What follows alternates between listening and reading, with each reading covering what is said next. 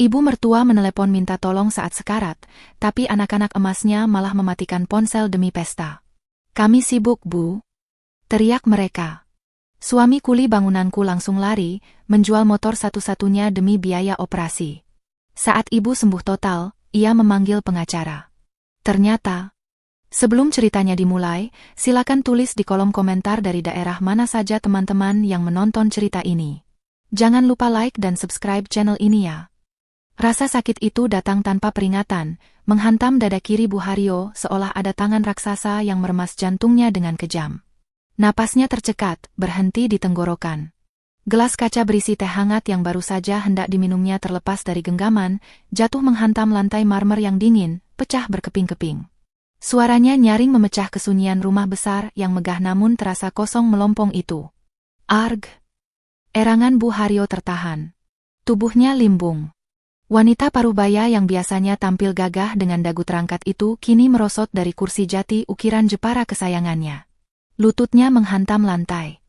Keringat dingin sebesar biji jagung langsung membanjiri pelipisnya, memudarkan bedak tipis yang selalu ia kenakan untuk menjaga wibawa. Rumah ini terlalu besar. Terlalu sunyi. Tidak ada asisten rumah tangga yang berjaga di ruang tengah, karena Bu Haryo memang meliburkan mereka hari ini. Ia ingin menikmati ketenangan, namun yang ia dapatkan justru ancaman maut yang mengintai dalam senyap. Dengan sisa tenaga yang gemetar hebat, tangan keriputnya menggapai-gapai ke atas meja, mencari satu-satunya benda yang bisa menyelamatkannya. Gawai pintar keluaran terbaru yang dibelikan oleh anak sulungnya tahun lalu. Jari-jarinya yang kaku berusaha membuka kunci layar. Pandangannya mulai mengabur, berbayang hitam di bagian tepi. "Aku tidak boleh mati di sini," batinnya menjerit panik. Tidak sendirian seperti ini. Nama pertama yang terlintas di benaknya adalah Rendra. Anak sulungnya. Kebanggaannya. Rendra adalah direktur utama di perusahaan properti yang Bu Haryo rintis dari 30 tahun lalu. Bu Haryo ingat betul bagaimana ia pernah menggadaikan sertifikat rumah ini demi membiayai kuliah Rendra di luar negeri. Ia ingat bagaimana ia rela tidak membeli baju baru selama 5 tahun agar Rendra bisa tampil necis di depan kawan-kawan bisnisnya. "Angkat, Nak. Tolong Ibu," bisik Bu Haryo parau. Jempolnya menekan ikon panggil. Terdengar nada sambung. Sekali, 2 kali, 3 kali. Di ujung sana, Rendra pasti sedang memegang gawainya. Bu Haryo tahu Rendra tidak pernah lepas dari benda itu. Harapan membuncah di dada Bu Haryo yang sesak. Sedikit lagi Rendra akan menjawab dan mengirimkan ambulans terbaik di kota ini. Tut! Panggilan ditolak. Bu Haryo terbelalak menatap layar yang kini kembali ke menu utama. Pesan otomatis masuk beberapa detik kemudian, "Saya sedang rapat penting. Jangan ganggu dulu." Air mata menetes bukan karena sakit di dadanya, tapi karena nyeri di ulu hatinya. Rapat penting? Di hari Minggu sore begini? Bu Haryo tahu betul jadwal perusahaan. Tidak ada rapat direksi di hari Minggu. Mungkin dia sedang melobi klien. Bu Haryo mencoba membohongi dirinya sendiri, meski insting keibuannya menjeritkan kenyataan lain. Ia tidak menyerah. Napasnya makin pendek, seolah oksigen di ruangan seluas itu telah disedot habis. Ia mencari nama kedua. Siska. Putri tengahnya yang cantik jelita. Siska yang selalu dimanjakan dengan fasilitas kartu kredit tanpa batas. Siska yang mobilnya saja seharga 2 rumah subsidi. Bu Haryo baru saja mentransfer puluhan juta minggu lalu untuk biaya perawatan kecantikan Siska. Pasti putrinya ini akan peduli. Jari Bu Haryo gemetar hebat saat menekan nama Siska. Nada sambung terdengar. Lama. Sangat lama. "Halo?" Suara Siska terdengar, tapi bukan menyapa ibunya. Suara itu terdengar riuh, bercampur dengan desau angin pantai dan gelak tawa banyak orang. "Halo? Duh, siapa sih ini telepon jam segini? Ganggu Vibes aja." "Siska, ini Ibu, Nak. Ibu sakit." Bu Haryo berusaha mengeluarkan suara, tapi yang keluar hanya cicitan lemah seperti tikus terjepit. "Halo? Enggak kedengeran. Sinyalnya jelek banget ih." Suara Siska meninggi, terdengar kesal. "Nanti aja deh teleponnya, aku lagi sunset party nih. Bye." Klik. Sambungan terputus sepihak. Bu Haryo ternganga. Gawai itu terlepas dari tangannya, tergeletak di samping pecahan gelas. Ia mendengar suara tawa Siska sebelum telepon mati tadi. Tawa yang renyah dan bahagia. Putrinya sedang berpesta, sementara ibunya sedang meregang nyawa di lantai dingin yang dibeli dari hasil keringat darah sang ibu. Rasa sakit di dada Bu Haryo makin menjadi-jadi, menyebar ke lengan kiri hingga ke rahang. Kesadarannya mulai timbul tenggelam. Ia sadar, ia tidak bisa mengandalkan anak-anak emasnya. Uang yang ia kucurkan, fasilitas yang ia berikan, jabatan yang ia wariskan, semuanya tidak bisa membeli kepedulian mereka barang satu detik pun. Dalam pandangan yang makin gelap, Bu Haryo teringat satu nama lagi. Satu nama yang selama ini jarang ia sebut dengan bangga di arisan keluarga. Satu nama yang ia biarkan hidup susah karena ia pikir anak laki-laki harus ditempa dengan keras. Bagas. Si bungsu. Bagas yang tidak ia kuliahkan ke luar negeri. Bagas yang hanya lulusan SMK dan kini bekerja serabutan di proyek bangunan. Bagas yang motornya butut dan suaranya berisik. Apakah Bagas akan peduli? Sementara selama ini Bu Haryo selalu membanding-bandingkannya dengan kesuksesan Rendra dan kemewahan Siska. Tangan Bu Haryo kembali merayap, menggapai gawai untuk terakhir kalinya. Layar itu menyala redup, menampilkan sisa baterai yang memerah. Sama seperti sisa nyawanya. Dengan sisa tenaga terakhir sebelum kesadarannya benar-benar hilang, ia menekan nama Bagas. "Tolong ibu, nak," batinnya menjerit dalam gelap. Langit di atas kelap pantai eksklusif di kawasan seminyak itu berwarna jingga kemerahan, seindah lukisan yang dipajang di galeri mahal. Debur ombak yang pecah di kejauhan berpadu harmonis dengan alunan musik jazz lembut yang keluar dari pelantang suara berkualitas tinggi. Di salah satu meja VIP yang menghadap langsung ke laut, Rendra meletakkan gawainya di atas meja marmer dengan gerakan kesal, seolah benda pipi itu baru saja menyengat jarinya. "Siapa, Mas? Muka kok ditekuk begitu?" "Jelek ah," celetuk Siska yang duduk di sebelahnya. Wanita muda itu sibuk memiringkan wajah ke kanan dan ke kiri, mencari sudut pencahayaan terbaik untuk swafoto terbarunya. Kacamata hitam bermerek yang harganya setara gaji setahun buruh pabrik bertengger manis di atas kepalanya. "Ibu," jawab Rendra singkat. Ia meraih gelas kaki tinggi berisi cairan merah pekat, anggur impor tahun lama yang harganya jutaan rupiah per botol. "Telepon pas jam segini. Padahal dia tahu ini jam istirahatku. Katanya suruh kita mandiri mengelola perusahaan, tapi tiap sebentar menelepon." Risih. Siska tertawa kecil, sebuah tawa yang terdengar kosong. "Sama. Tadi juga telepon aku. Paling minta diantar ke arisan atau sekadar mengeluh pusing sedikit. Orang tua itu makin tua makin manja ya, Mas? Padahal kita di sini kan lagi healing. Kita butuh istirahat dari tekanan kerja yang ibu kasih." "Betul," sahut Rendra sambil menyesap anggurnya. Ia merasa ucapannya sangat logis. "Kita sudah kerja keras memutar uang perusahaan bulan ini. Wajar kalau kita butuh self-reward. Kalau ibu telepon terus, kapan kita bisa menikmati hidup?" Mereka berdua tidak tahu, atau lebih tepatnya tidak mau tahu, bahwa tekanan kerja yang mereka maksud hanyalah datang ke kantor pukul 10 pagi, menandatangani beberapa berkas yang sudah disiapkan manajer, lalu menghabiskan sisa hari dengan makan siang mewah atau bermain golf. Semua kerja keras yang sesungguhnya, lobi proyek, pengecekan lapangan, hingga strategi pemasaran, masih ditangani oleh tim lama bentukan Bu Haryo. Mereka hanya menikmati buah matang yang tinggal petik.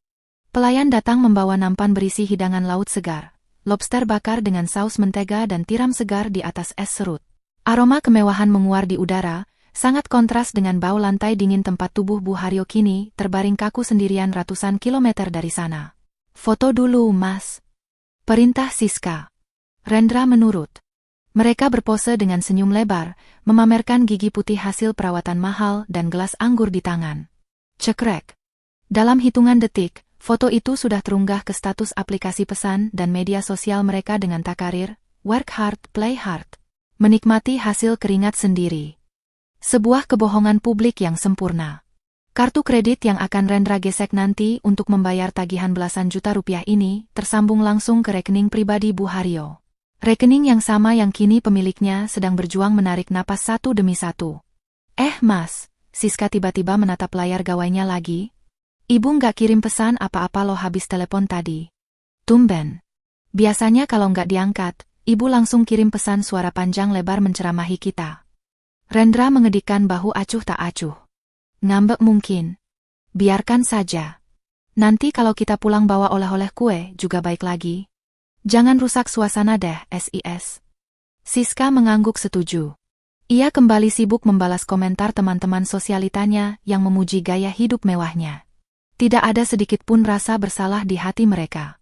Bagi Rendra dan Siska, ibu adalah sosok yang kuat, galak, dan tak terkalahkan. Tidak pernah terlintas di benak mereka yang dangkal itu bahwa benteng pertahanan keluarga mereka bisa runtuh.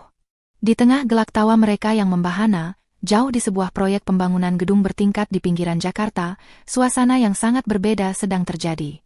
Di sana tidak ada musik jazz, tidak ada angin laut sepau-sepau, dan tidak ada lobster bakar. Yang ada hanya debu semen yang menyesakkan dada, terik matahari yang menyengat kulit hingga gosong, dan suara bising mesin molen pengaduk beton. Di salah satu sudut proyek yang kotor, sebuah gawai butut dengan layar retak bergetar hebat di atas tumpukan karung semen. Suara deringnya nyaris kalah oleh raungan mesin pemotong keramik. Di layar yang penuh goresan itu, menyala sebuah nama yang jarang sekali menghubungi pemilik gawai di jam kerja. Ibu. Seorang pemuda kurus dengan rompi oranye dekil yang sedang memanggul sak semen seberat 50 kg tiba-tiba berhenti. Telinganya yang tajam menangkap suara dering yang sangat ia kenal itu. Ia menoleh, menjatuhkan beban dari bahunya tanpa peduli debu yang mengepul. Perasaannya mendadak tidak enak. Jantungnya berdegup kencang, lebih kencang daripada saat ia dimarahi mandor. Bagas menyambar gawai bututnya dengan tangan yang masih berlumuran semen basah.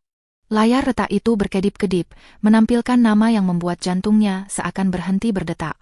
Jempolnya yang kasar dan kapalan mengusap layar dengan gemetar, meninggalkan noda abu-abu di sana. Halo? Assalamualaikum, Bu? Sapa Bagas. Napasnya terengah sisa mengangkat beban. Hening. Tidak ada jawaban standar ibunya yang biasanya tegas dan penuh wibawa. Hanya ada suara desah napas berat yang terdengar putus-putus, seolah seseorang sedang berjuang menarik oksigen dari sedotan kecil yang tersumbat. Lalu, suara gesekan benda jatuh. Bu? Ibu kenapa? Ibu di mana? Bagas mulai berteriak. Suaranya pecah di tengah deru mesin proyek. Bagas, tolong.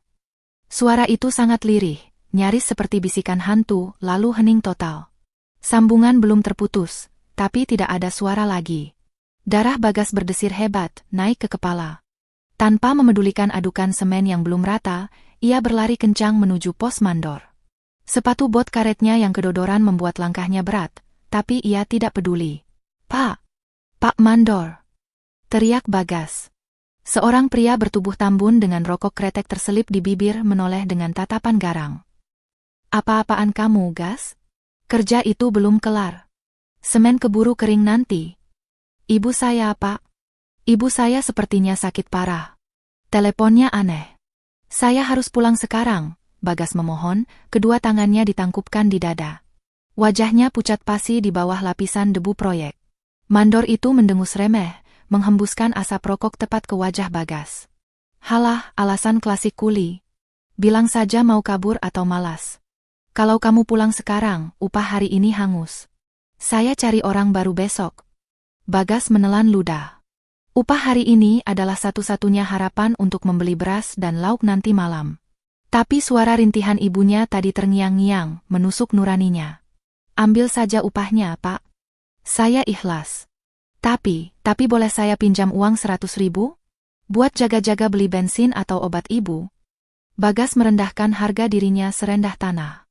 Ia tahu ia tidak punya tabungan sepeser pun. Uang mingguannya habis untuk bayar kontrakan petak. Mandor itu tertawa keras, tawa yang menyakitkan hati. Sudah mau kabur, minta kasbon lagi? Gila kamu. Pergi sana. Jangan balik lagi ke proyek ini. Diusir seperti anjing kurap tidak membuat Bagas sakit hati. Rasa sakit di hatinya hanya tertuju pada satu hal, ibunya. Tanpa membantah lagi, ia berlari menuju parkiran motor di belakang bedeng. Di sana terparkir si belalang, motor bebek keluaran tahun 2000-an yang bodinya sudah diikat kawat sana-sini. Knalpotnya keropos dan joknya sudah sobek hingga busa kuningnya terlihat. Inilah satu-satunya harta Bagas. Kaki penyambung hidupnya. Bagas menendang tuas starter berkali-kali. Mesin tua itu batuk-batuk, enggan menyala. Ayo, tolonglah, jangan sekarang mogoknya, bisik Bagas frustrasi. Air mata mulai menggenang di pelupuk matanya yang kotor. Setelah tendangan kelima, mesin motor itu menderu kasar, memuntahkan asap putih pekat. Bagas langsung tancap gas. Ia memacu motor butut itu membelah kemacetan Jakarta yang kejam. Ia menyelip di antara mobil-mobil mewah yang mungkin salah satunya mirip milik kakaknya. Di lampu merah, sambil menunggu antrean, tangan kiri Bagas sibuk memainkan gawai. Ia membuka aplikasi chat grup keluarga yang diberi nama Keluarga Cemara, nama yang ironis. Ia mengetik dengan cepat, mengabaikan aturan ejaan, "Mas Rendra, Mbak Siska, tolong cek rumah ibu. Ibu telepon aku nangis-nangis minta tolong. Aku masih jauh di proyek."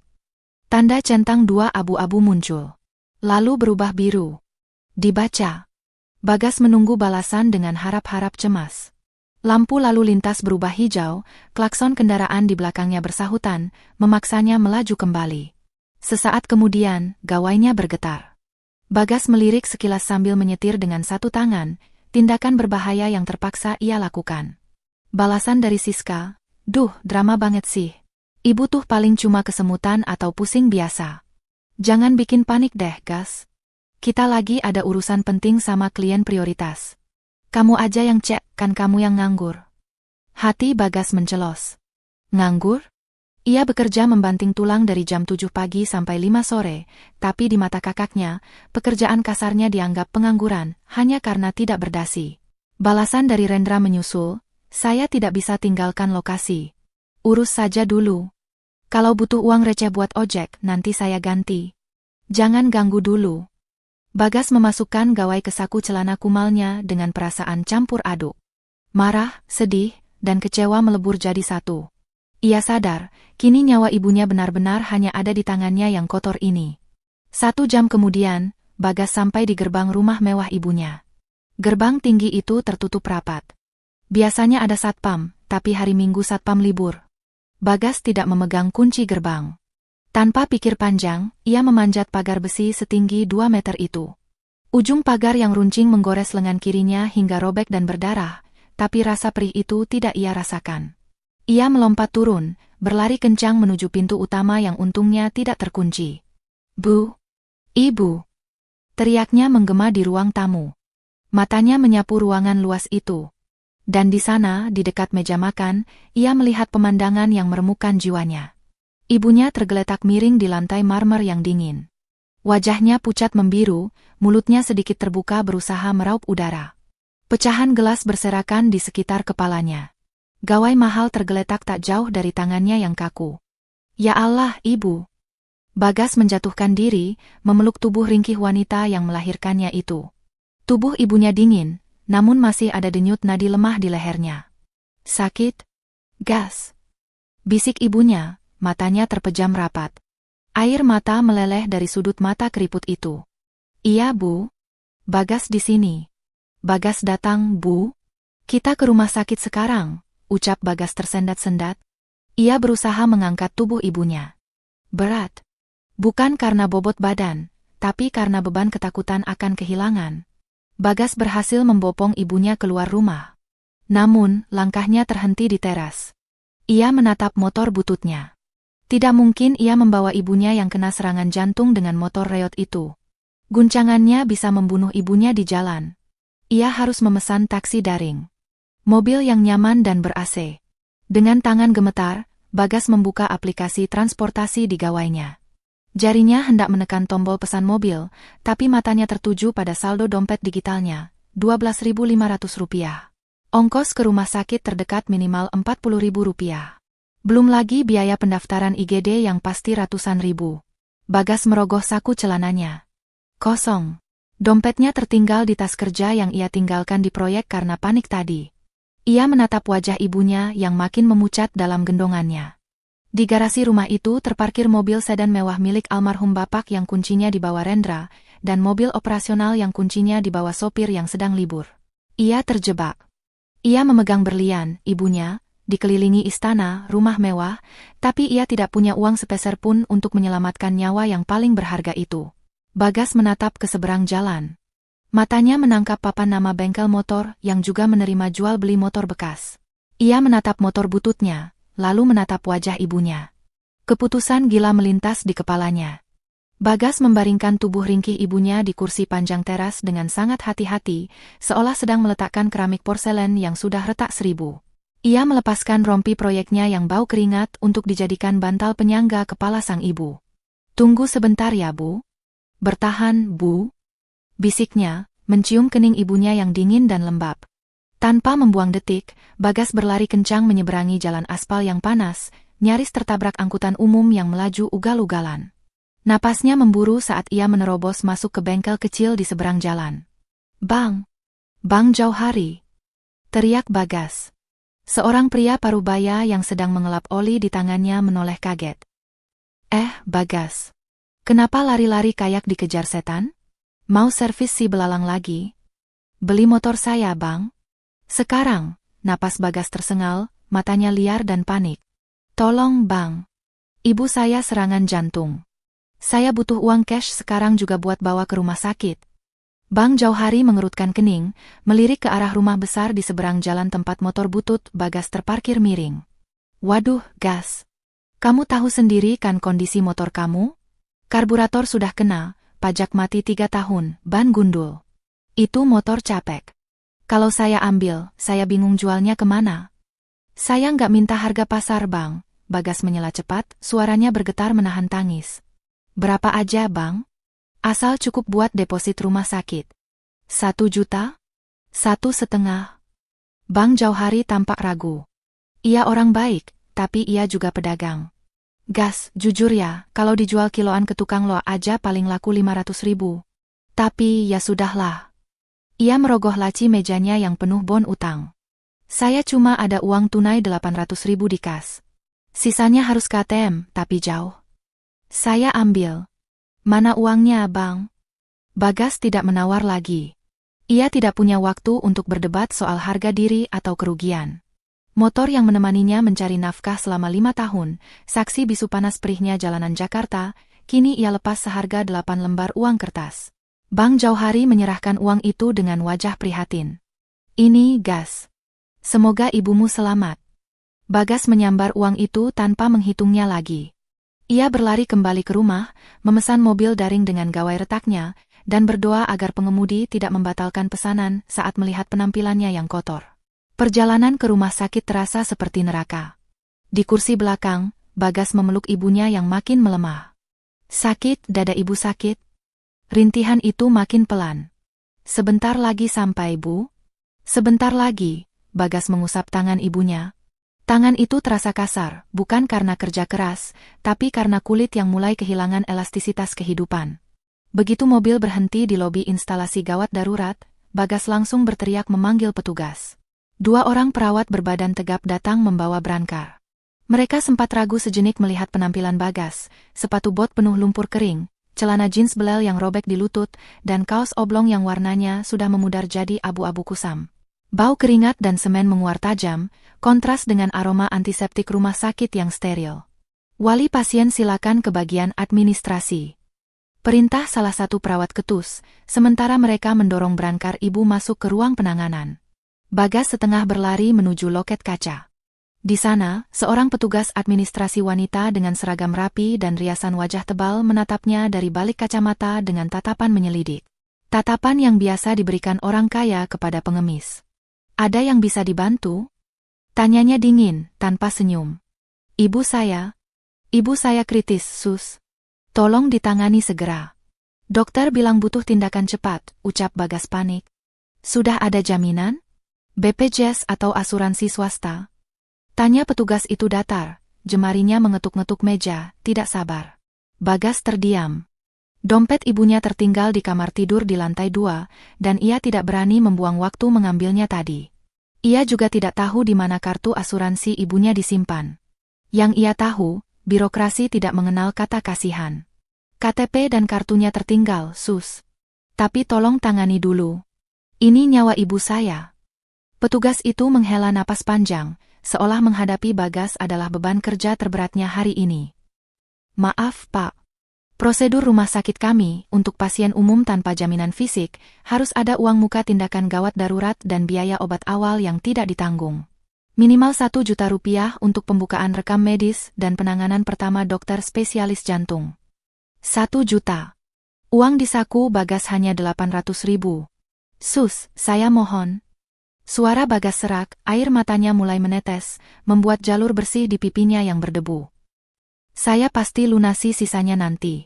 Kakak-kakak saya orang kaya, mereka pasti bayar. Tapi tolong ibu saya dulu.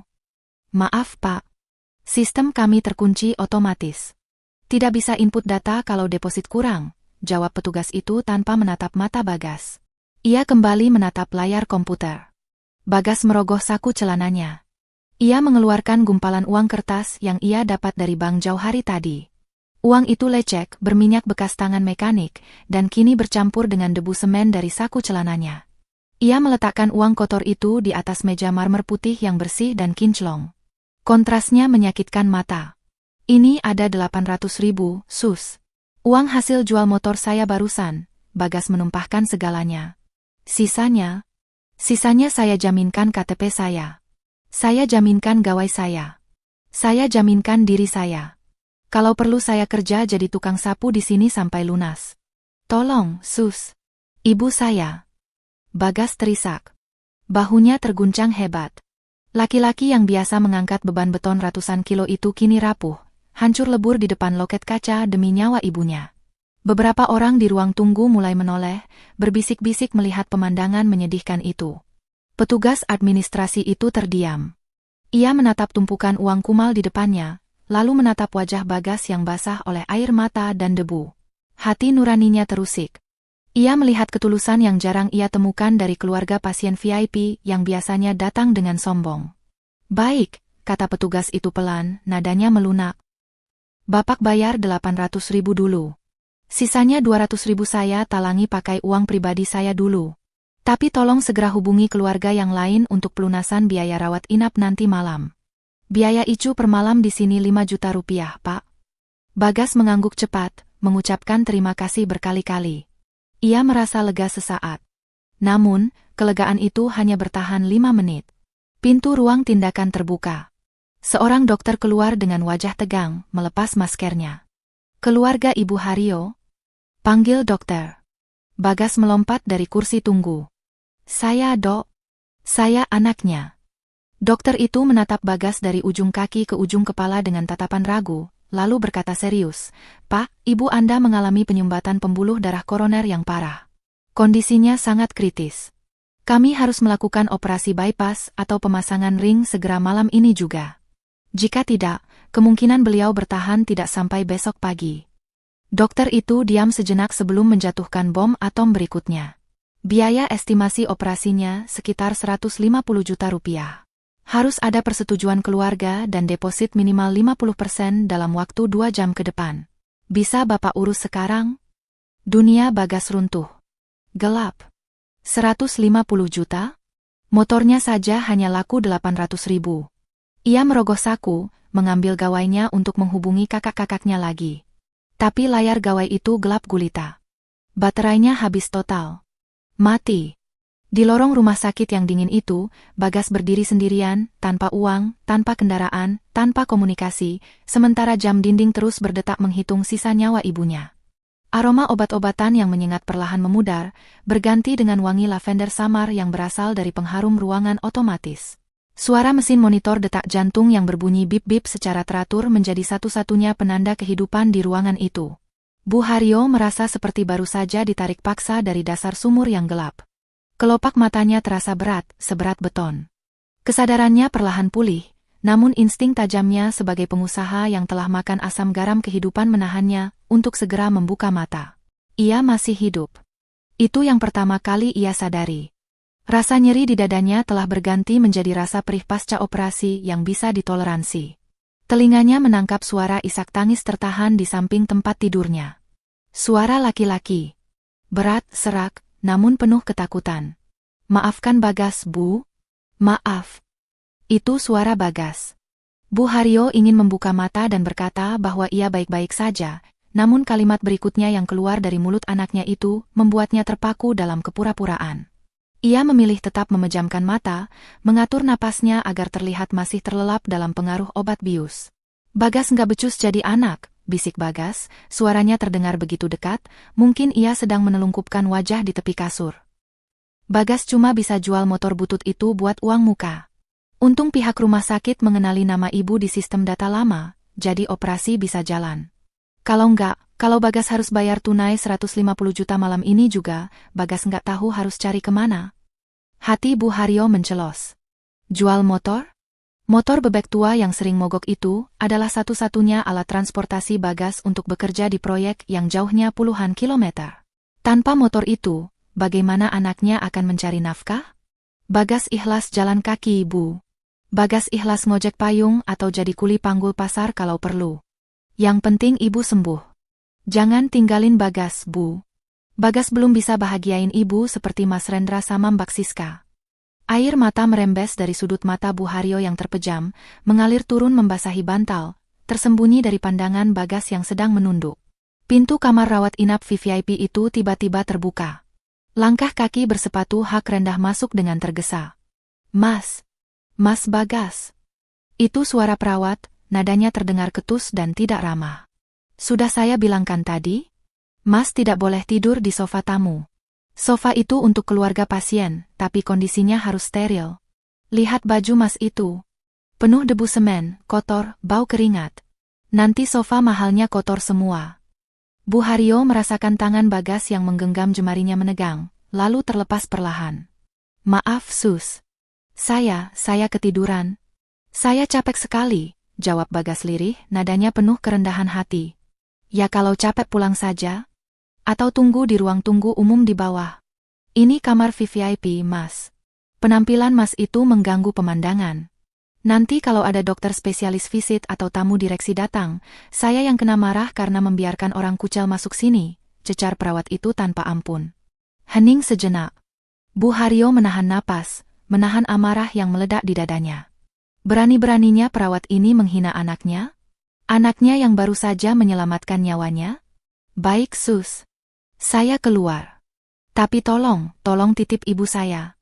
Kalau ibu sadar, tolong panggil saya di lobi bawah. Suara Bagas terdengar pasrah.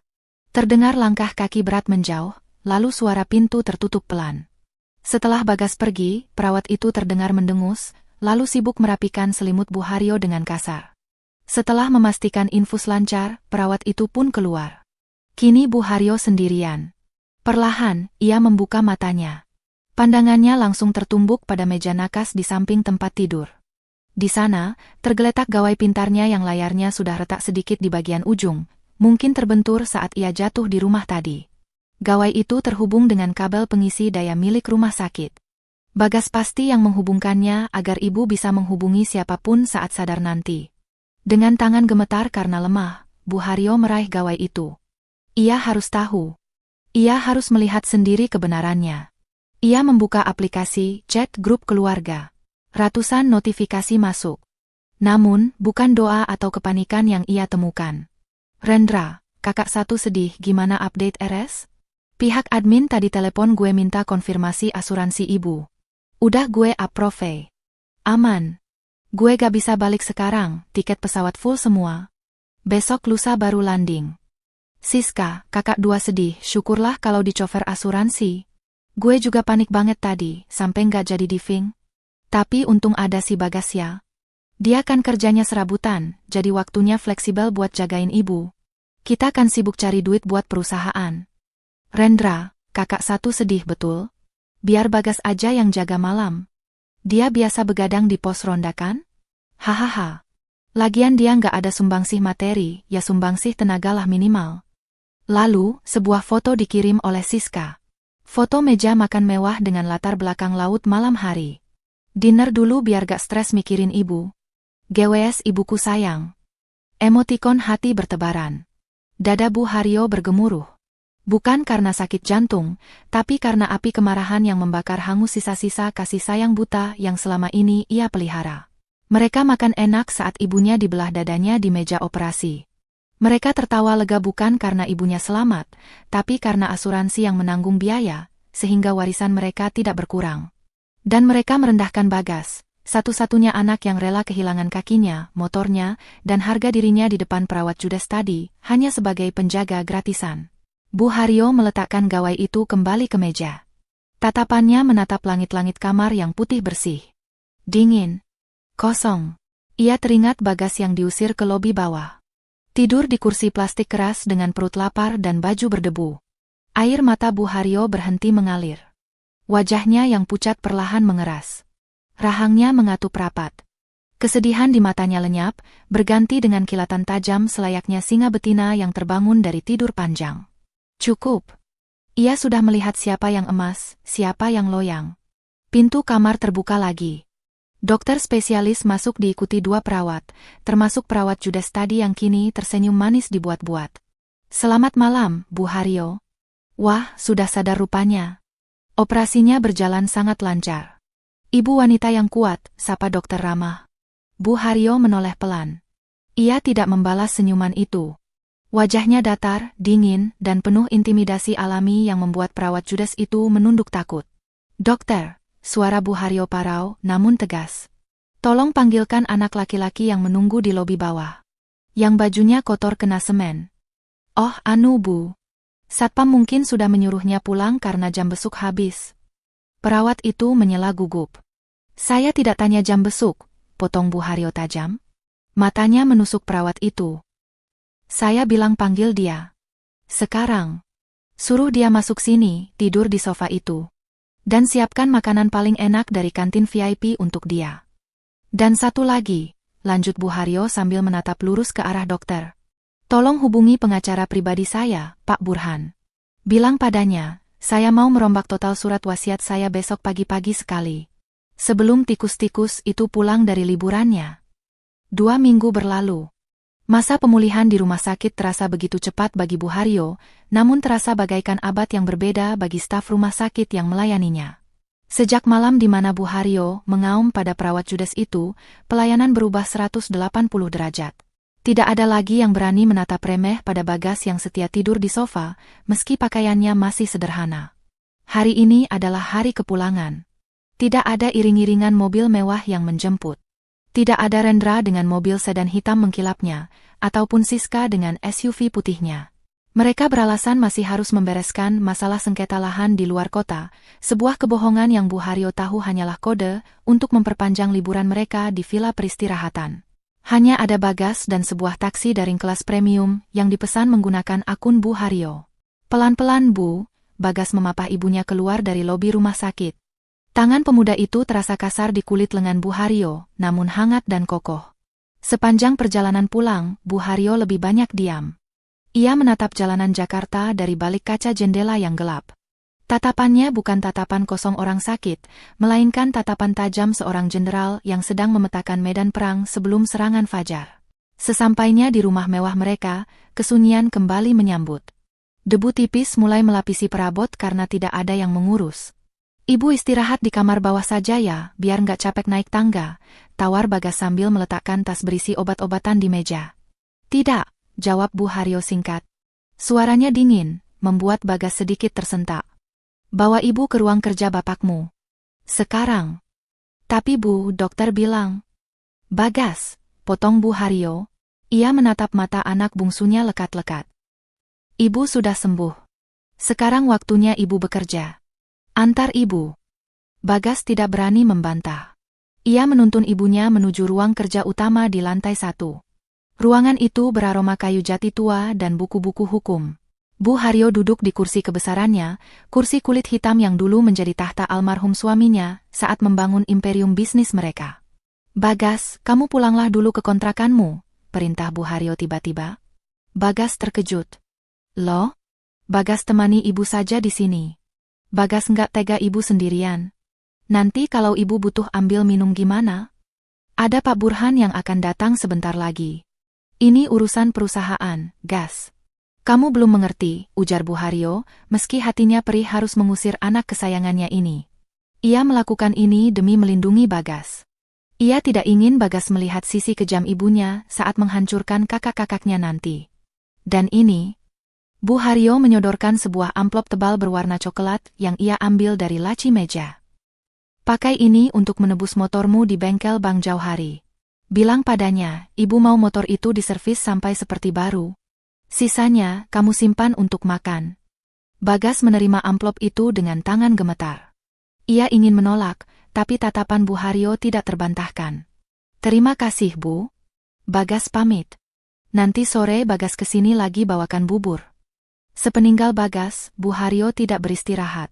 Ia mengambil telepon rumah, bukan gawai pintarnya, dan menekan nomor hafalan yang sudah puluhan tahun ia ingat. Halo, Burhan. Datang ke rumah saya sekarang.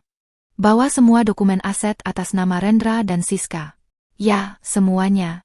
Termasuk sertifikat hak milik rumah yang mereka tempati dan BPKB mobil yang mereka bawa.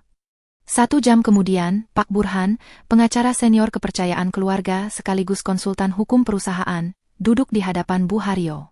Wajah tua pria itu tampak tegang. Ia sudah melayani keluarga ini selama 30 tahun, dan ia tahu betul arti raut wajah Bu Haryo saat ini. Itu adalah wajah yang sama saat Bu Haryo memecat 50 manajer korup dalam 1 hari pada krisis moneter tahun 98. Ibu yakin dengan keputusan ini? Tanya Pak Burhan hati-hati sambil membuka map merah di hadapannya. Ini langkah yang sangat drastis, Bu. Secara teknis, Rendra dan Siska memang tercatat sebagai direksi, tapi semua aset itu statusnya apa, Burhan? Potong Bu Haryo. Pak Burhan membetulkan letak kacamata bacanya. Secara hukum, rumah di Pondok Indah yang ditempati Rendra, apartemen di Kemang yang ditinggali Siska, serta 3 mobil mewah yang mereka gunakan, semuanya masih atas nama ibu pribadi atau aset PT yang dipinjam pakaikan sebagai fasilitas jabatan. Bukan hak milik pribadi mereka. Bagus, Bu Haryo menyandarkan punggungnya. Senyum tipis yang mengerikan terukir di bibirnya yang masih pucat. Lalu kartu kredit korporat yang mereka pegang? Itu kartu tambahan yang induknya terhubung ke rekening pribadi ibu dan rekening operasional perusahaan. Limitnya tidak terbatas, selama ibu menyetujui. Bu Haryo mengetuk-ngetukkan jarinya di meja kayu. Tok, tok, tok. Irama kematian bagi gaya hidup anak-anaknya. Siapkan surat keputusan RUPS luar biasa. Agenda tunggal, perombakan direksi karena inkompetensi dan penyalahgunaan wewenang, perintah Bu Haryo dingin. Dan untuk aset-aset itu, Bu Haryo mencondongkan tubuhnya ke depan, matanya berkilat garang. Saya mau semuanya ditarik. Bekukan semua kartu kredit mereka per detik ini. Blokir akses mereka ke sistem kantor. Dan ganti semua kunci akses ke properti perusahaan. Pak Burhan menelan ludah. Kapan eksekusinya, Bu? Apakah kita perlu memberikan surat peringatan dulu? Bu Haryo tertawa kecil, tawa yang kering tanpa emosi. Tidak ada peringatan, Burhan. Mereka tidak memberi peringatan saat meninggalkan saya sekarat di lantai. Mereka tidak memberi peringatan saat mematikan telepon saya demi pesta. Bu Haryo menatap kalender digital di mejanya. Ada notifikasi otomatis, kepulangan Rendra Siska Flight G402 besok siang. Besok mereka mendarat. Saya mau saat kaki mereka menyentuh Jakarta, mereka sudah bukan lagi pangeran dan putri raja. Mereka hanyalah gelandangan yang memakai baju bagus. Bu Haryo menatap Pak Burhan tajam. Lakukan sekarang, atau saya cari pengacara lain yang lebih berani. Matahari siang yang terik menerobos masuk melalui celah gorden jendela ruang tengah, namun tidak mampu menghangatkan hati Bu Haryo yang membeku. Ia duduk di kursi rodanya, sebuah properti yang sengaja ia minta disiapkan Bagas, meski kakinya sebenarnya sudah cukup kuat untuk berjalan. Ia ingin melihat sejauh mana drama yang akan dimainkan oleh kedua anak emasnya. Pintu depan terbuka lebar. Suara koper beroda yang diseret di lantai marmer terdengar berisik, diikuti oleh aroma parfum mahal yang menyengat hidung. Ibu! Ya ampun, Ibu! Siska berhamburan masuk, setengah berlari dengan sepatu hak tingginya. Wajahnya yang tertutup riasan tebal tampak segar, kulitnya sedikit menggelap eksotis, tanda jelas habis berjemur di pantai tropis, bukan mengurus sengketa lahan di pedalaman. Di belakangnya, Rendra berjalan santai dengan kemeja linen bermerek dan kacamata hitam yang disampirkan di kerah baju. Ia tampak bugar, tidak ada guratan lelah sedikit pun di wajahnya. Siska langsung bersimpuh di kaki Bu Haryo, memeluk lutut ibunya. Aktingnya luar biasa. Maafin Siska ya, Bu. Siska berdosa banget nggak bisa nemenin ibu operasi kemarin. Siska nangis seharian lo di sana pas dengar kabar dari admin rumah sakit. Tapi gimana lagi, klien yang satu ini rewel banget, kalau ditinggal bisa batal kontrak miliaran kita, cerocos Siska dengan nada manja yang dibuat-buat. Rendra mendekat, mencium tangan Bu Haryo sekilas. Tangannya terasa licin. Iya, Bu. Kita di sana juga kerja keras buat ibu kok. Oh iya, ini ada coklat dari bandara. Kesukaan ibu kan? Rendra meletakkan bungkusan plastik kecil dari toko bebas bea cukai di atas meja. Isinya hanya 2 kotak coklat standar. Sangat kontras dengan jam tangan baru yang melingkar di pergelangan tangan Rendra, modal terbaru yang harganya bisa membiayai makan satu panti asuhan selama setahun. Bu Haryo tahu jam itu baru, karena minggu lalu Rendra belum memakainya. Jadi, mereka punya uang ratusan juta untuk jam tangan, tapi hanya membawa coklat diskonan untuk ibunya yang baru lolos dari maut? Terima kasih, jawab Bu Haryo singkat. Wajahnya datar. Ibu kok kurusan banget sih? Siska membelai tangan Bu Haryo, matanya memindai ruangan. Si Bagas mana? Katanya dia yang jaga? Kok ibu ditinggal sendirian di kursi roda gini? Dasar anak nggak tahu diuntung, udah dikasih makan malah keluyuran. Bagas sedang menebus obat, dusta Bu Haryo pelan. Halah, paling juga ngerokok di pos satpam, cibir Rendra sambil duduk di sofa empuk menyilangkan kaki. Ia langsung masuk ke inti tujuannya. Basa-basi, anak berbakti, baginya sudah cukup 2 menit saja. Rendra mengeluarkan sebuah map tebal dari tas kerjanya. Bu, mumpung kita kumpul, Rendra mau bicara serius. Kejadian kemarin itu bikin Rendra sadar, kalau kesehatan ibu itu nomor 1. Rendra nggak mau ibu kepikiran urusan kantor lagi. Ibu harus pensiun total. Rendra membuka map itu dan menyodorkan pulpen emas ke hadapan Bu Haryo. Ini surat kuasa penuh pengalihan aset dan hak tanda tangan cek perusahaan. Jadi mulai besok, ibu nggak perlu repot-repot ke kantor atau cek laporan keuangan. Biar Rendra dan Siska yang urus semuanya. Ibu tinggal duduk manis, terima transferan bulanan dan main sama cucu kalau nanti kami nikah. Siska mengangguk antusias. Iya Bu. Tanda tangan aja. Ini demi kebaikan ibu juga. Biar ibu nggak stres. Dokter bilang kan ibu nggak boleh banyak pikiran. Bu Haryo menatap kertas di hadapannya. Huruf-huruf di sana tertata rapi dalam bahasa hukum yang rumit, namun intinya sederhana, perampokan legal. Jika ia menandatangani kertas ini, maka detik itu juga ia bukan lagi pemilik perusahaan yang ia bangun dengan darah dan air mata. Ia akan menjadi penumpang di kapalnya sendiri, yang sewaktu-waktu bisa dibuang ke laut oleh nahoda baru yang tamak ini. Kalian ingin ibu tanda tangan sekarang? Tanya Bu Haryo, suaranya lemah namun matanya menatap tajam ke arah Rendra.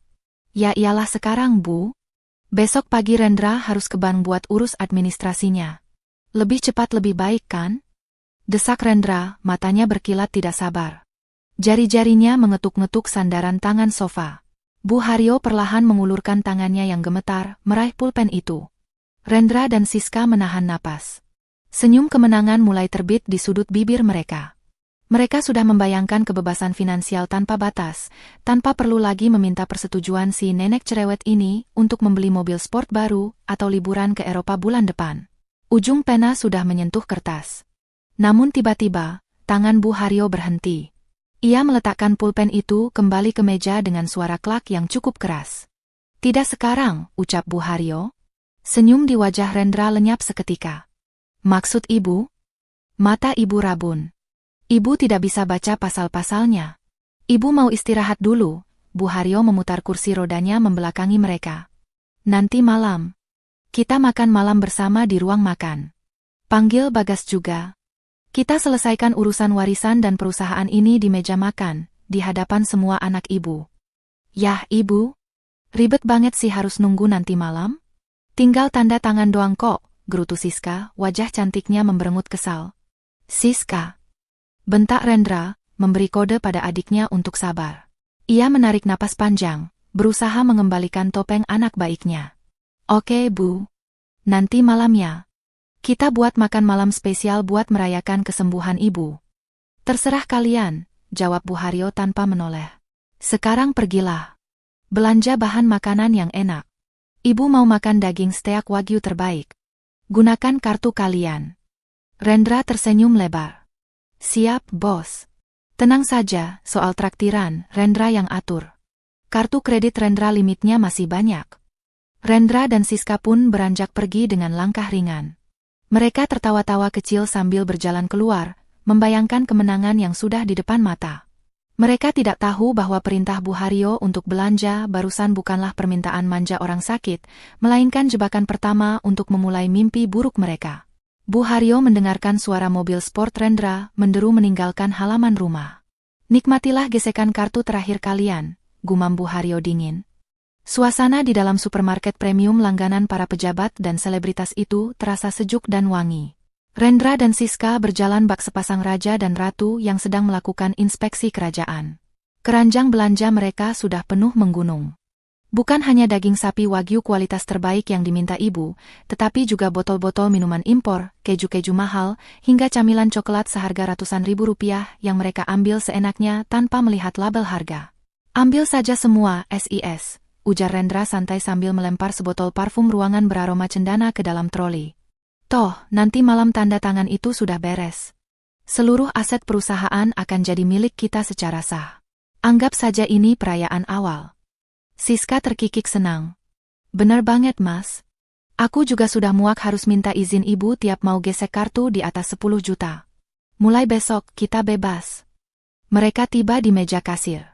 Antrean di belakang mereka cukup panjang, berisi ibu-ibu sosialita yang menatap belanjaan Rendra dan Siska dengan tatapan menilai, antara kagum dan iri. Rendra menikmati tatapan itu. Ia membusungkan dada, merasa sebagai pria paling sukses di ruangan itu. Kasir wanita yang berseragam rapi mulai memindai barang satu persatu. Bunyi bip yang berulang-ulang terdengar seperti musik di telinga mereka. Totalnya 18.450.000 rupiah, Pak, ucap kasir itu sopan sambil tersenyum manis. Rendra tidak berkedip sedikit pun mendengar angka itu. Dengan gaya angkuh yang sudah terlatih, ia mengeluarkan dompet kulit mahalnya, menarik selembar kartu kredit berwarna hitam mengkilap, kartu prioritas perusahaan dengan limit tanpa batas. Gesek saja, ujarnya pendek. Kasir menerima kartu itu, memasukkannya ke mesin pembayaran. Rendra menunggu dengan tangan bersedekap, dagu terangkat. Hening sejenak. Tut. Suara penolakan mesin terdengar nyaring. Kasir itu mengerutkan kening, mencoba menggosok pita magnetik kartu di baju seragamnya, lalu mencoba lagi. Tut. Maaf, Pak. Transaksi ditolak. Keterangannya do not honor atau kartu ditahan, ucap kasir itu, senyumnya mulai canggung. Wajah Rendra memerah padam. Ia merasakan tatapan orang-orang di belakangnya mulai berubah menjadi tatapan curiga.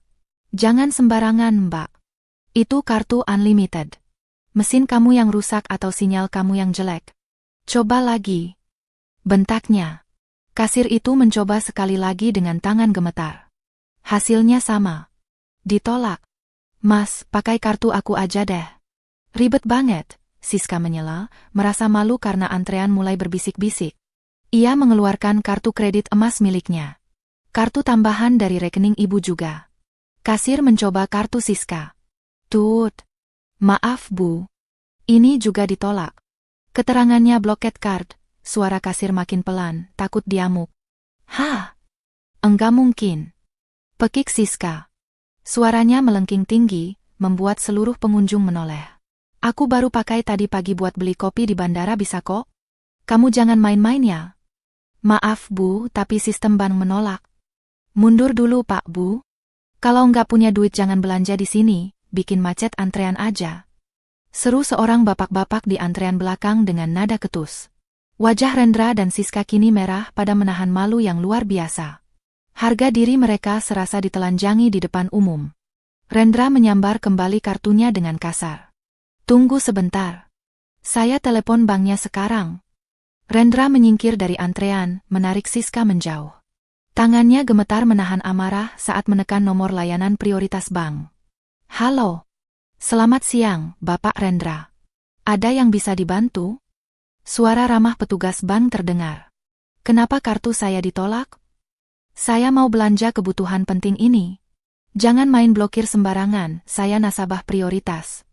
Bentak Rendra. Ada jeda sejenak di ujung telepon. Bunyi ketikan papan tik terdengar. Mohon maaf, Bapak Rendra. Berdasarkan data di sistem kami, seluruh kartu kredit tambahan atas nama Bapak dan Ibu Siska telah dinonaktifkan secara permanen sekitar 1 jam yang lalu. Dinonaktifkan? Siapa yang berani? Atas instruksi langsung dari pemegang rekening utama dan pemilik perusahaan, Ibu Haryo. Beliau juga mengajukan pembekuan aset sementara untuk keperluan audit internal. Ada lagi yang bisa saya bantu, Pak? Rendra membeku. Gawai di tangannya nyaris terjatuh. Ibu? Audit internal? Mas? Kenapa? Apa kata bank? desak Siska panik. Kartu kita diblokir ibu, bisik Rendra, wajahnya pucat pasi. Gila. Ibu pasti salah pencet atau pikun. Ayo pulang sekarang, kita labrak di rumah. Siska menarik lengan kakaknya. Mereka meninggalkan 2 troli penuh belanjaan begitu saja, diiringi cemoohan kasir dan pengunjung lain. Mereka setengah berlari menuju parkiran basement. Rendra ingin segera sampai di mobil sport merah kebanggaannya, menginjak gas dalam-dalam dan menuntut penjelasan pada ibunya. Namun, sesampainya di blok parkir VIP, langkah mereka terhenti mendadak. Di depan mobil sport Rendra dan mobil SUV Siska, berdiri 4 orang pria berbadan tegap dengan seragam safari hitam. Sebuah truk derek sudah terparkir di sana, dan roda depan mobil Rendra sudah terpasang pengait besi. Wow! Apa-apaan ini? Jangan sentuh mobil saya. Teriak Rendra sambil berlari mendekat.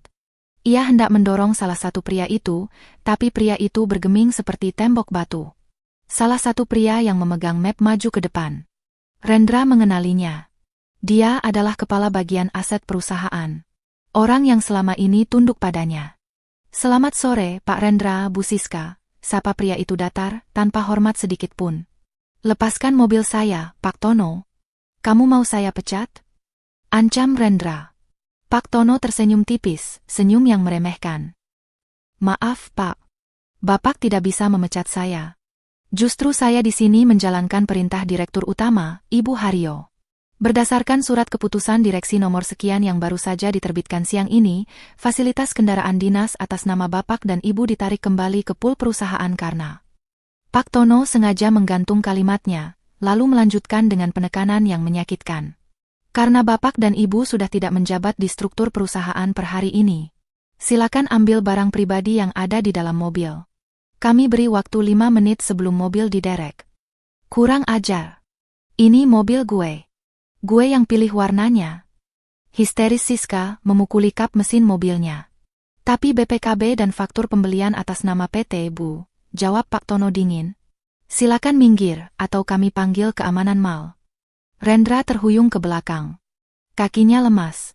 Dunianya berputar. Kartu diblokir. Mobil ditarik. Jabatan dicopot. Semua terjadi dalam hitungan jam saat mereka sedang sibuk memilih keju. Ini bukan kepikunan orang tua. Ini adalah serangan mematikan yang terencana rapi. Rendra menatap Siska yang sedang menangis meraung-raung di lantai parkiran yang kotor. Mereka terjebak di mal tanpa kendaraan, tanpa uang sepeser pun karena dompet mereka hanya berisi kartu dan tanpa harga diri. Gawai Rendra bergetar. Sebuah pesan masuk di grup keluarga Cemara. Dari Ibu. Dagingnya mana? Ibu sudah lapar. Kalau tidak punya uang, jalan kaki saja pulangnya. Hitung-hitung olahraga seperti adikmu setiap hari. Pintu utama rumah mewah itu terbanting keras hingga engselnya berdecit ngilu, memecahkan keheningan malam yang sakral.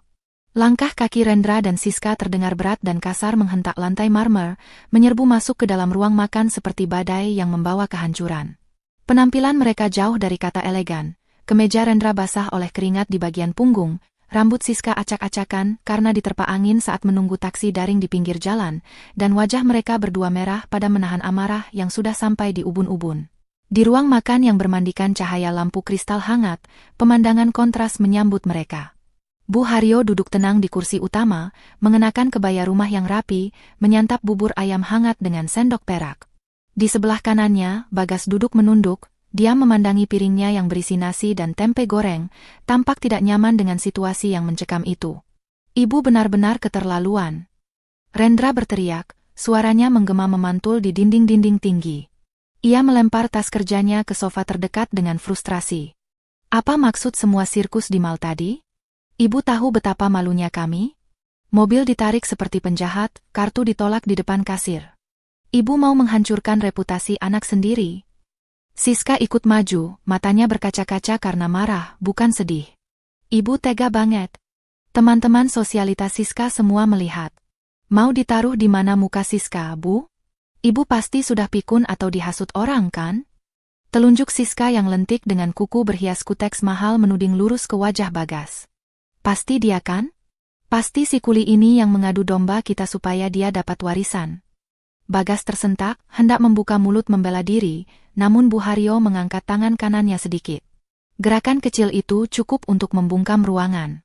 Bu Haryo meletakkan sendoknya perlahan. Denting sendok beradu dengan piring porselen terdengar sangat nyaring dan dingin.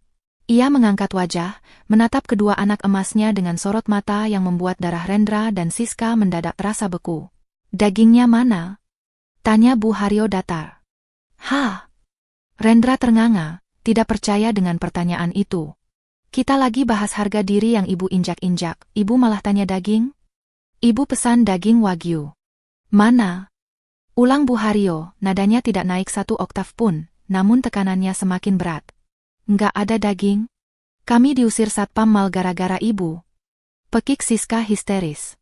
Bu Haryo mengangguk pelan. Ia lalu mengambil sebuah amplop coklat kumal dari bawah taplak meja. Amplop yang terkena noda oli dan debu semen. Ia melemparkan isinya ke tengah meja makan yang mengkilap. Berhamburanlah uang kertas pecahan 50.000 dan 20.000 yang lecek, berbau apek dan berminyak. Rendra dan Siska menatap tumpukan uang kotor itu dengan jijik. "Apa ini? Sampah?"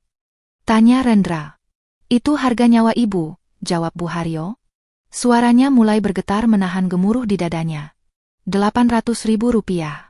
Uang hasil Bagas menjual satu-satunya kakinya, motor bututnya, demi membayar uang muka oksigen agar ibu bisa bernapas. Bu Haryo kemudian mengambil gawai pintarnya, menekan layar beberapa kali dengan kasar, lalu memutarnya ke hadapan Rendra dan Siska. Layar itu menampilkan foto struk tagihan kartu kredit Rendra dan Siska di tanggal yang sama, jam yang sama saat ibu sedang meregang nyawa. Dan ini, Bu Haryo menunjuk angka di layar.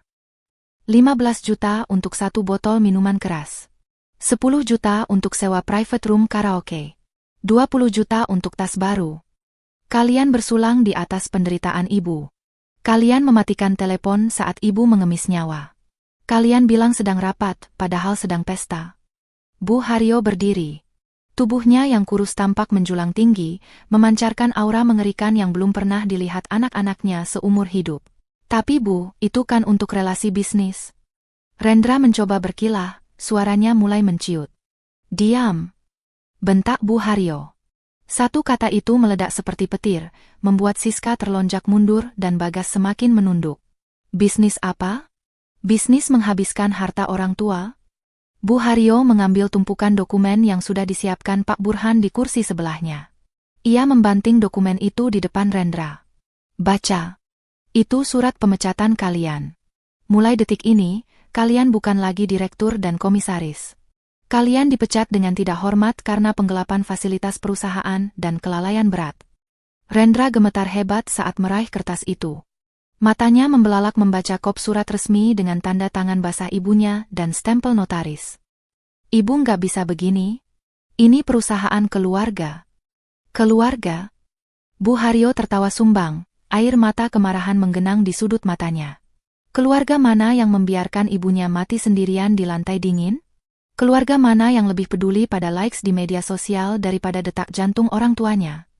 Bu Haryo berjalan mendekati Bagas, meletakkan tangannya di bahu anak bungsunya yang masih memakai kaos oblong pudar. "Kalian menghina Bagas.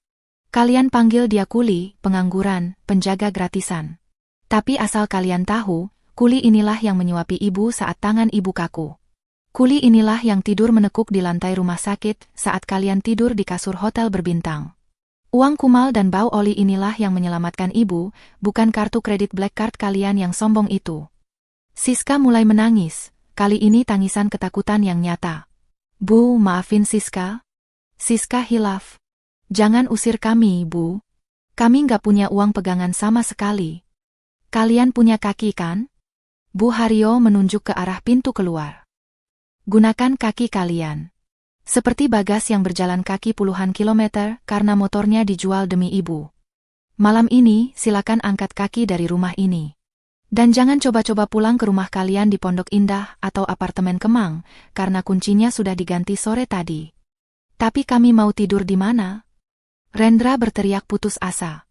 Bu Haryo menatap mereka dingin, tatapan seorang hakim yang telah mengetuk palu vonis mati. "Di mana saja? Di kolong jembatan, di pos ronda, atau di hotel bintang 5 kalau uang di saku kalian cukup. Ibu tidak peduli. Sama seperti kalian tidak peduli saat ibu sekarat. Pergi. Atau ibu panggil polisi untuk menyeret kalian keluar sebagai penosor robot rumah orang lain. Hening yang mencekam menyelimuti ruangan itu. Hanya terdengar isak tangis Siska dan napas Rendra yang memburu. Mereka sadar, benteng pertahanan mereka telah runtuh. Sang ratu telah menjatuhkan pedangnya. Namun, saat Rendra berbalik dengan langkah gontai menuju pintu, matanya menangkap sesuatu di saku celana Bagas yang sedikit menyembul. Sebuah kunci mobil. Kunci mobil sedan mewah milik almarhum bapak yang selama ini Rendra incar. Rendra berhenti. Matanya menyipit penuh dendam. Ia belum selesai. Jika ia harus hancur, ia akan menyeret si bungsu bersamanya. Tunggu, desis Rendra, berbalik menatap Bagas dengan tatapan membunuh. Sebelum gue pergi, gue mau pastikan satu hal. Gue yakin semua ini rekayasa dia. Bagas, lo yang racuni pikiran ibu kan? Lo pikir lo menang? Rendra menyambar pisau pemotong daging di meja makan dan menerjang ke arah Bagas. Bilah pisau pemotong daging itu berkilat memantulkan cahaya lampu kristal, meluncur cepat ke arah dada Bagas. Siska menjerit menutup mata, sementara Bu Haryo terkesiap menahan napas, tangannya mencengkeram erat sandaran kursi. Namun, darah yang diharapkan Rendra tumpah tidak pernah menyentuh lantai. Hanya terdengar bunyi buk tumpul yang menyakitkan. Tangan kiri Bagas, tangan yang kasar, kapalan, dan terbiasa menahan beban sak semen seberat 50 kg setiap hari, dengan mudah menangkap pergelangan tangan Rendra di udara. Cengkeraman itu begitu kuat, kokoh laksana catut besi. Rendra, yang seumur hidupnya hanya memegang pena dan gelas anggur, tidak memiliki daya apa-apa melawan kekuatan fisik adiknya yang telah ditempa kerasnya jalanan. Lepas? Lepasin gue. Rendra meronta, wajahnya merah padam antara marah dan malu. Pisau itu terlepas dari genggamannya, jatuh berdenting ke lantai. Bagas menatap kakaknya dengan sorot mata yang sulit diartikan. Tidak ada kebencian di sana, hanya ada rasa kasihan yang mendalam. Perlahan, ia mendorong Rendra mundur hingga terduduk kembali di sofa. Cukup Mas, suara Bagas tenang namun berwibawa, jauh lebih berwibawa daripada saat Rendra memimpin rapat direksi. Jangan tambah dosa Mas Rendra di depan ibu. Mas boleh hina aku, boleh pukul aku, tapi jangan pernah bikin jantung ibu sakit lagi dengan kelakuan Mas yang seperti preman ini. Bu Haryo menghembuskan napas lega.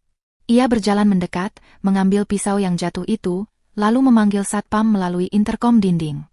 Pak Ujang, masuk ke ruang makan. Bawa 2 orang anggota lagi. Seret 2 tamu tak diundang ini keluar dari gerbang. Kalau mereka melawan, lapor polisi atas tuduhan percobaan penganiayaan dan penyerobotan rumah. Rendra dan Siska terbelalak. Pak Ujang, satpam tua yang dulu sering mereka bentak-bentak, kini masuk dengan wajah garang bersama 2 rekannya. Mari, Den Rendra, Non Siska.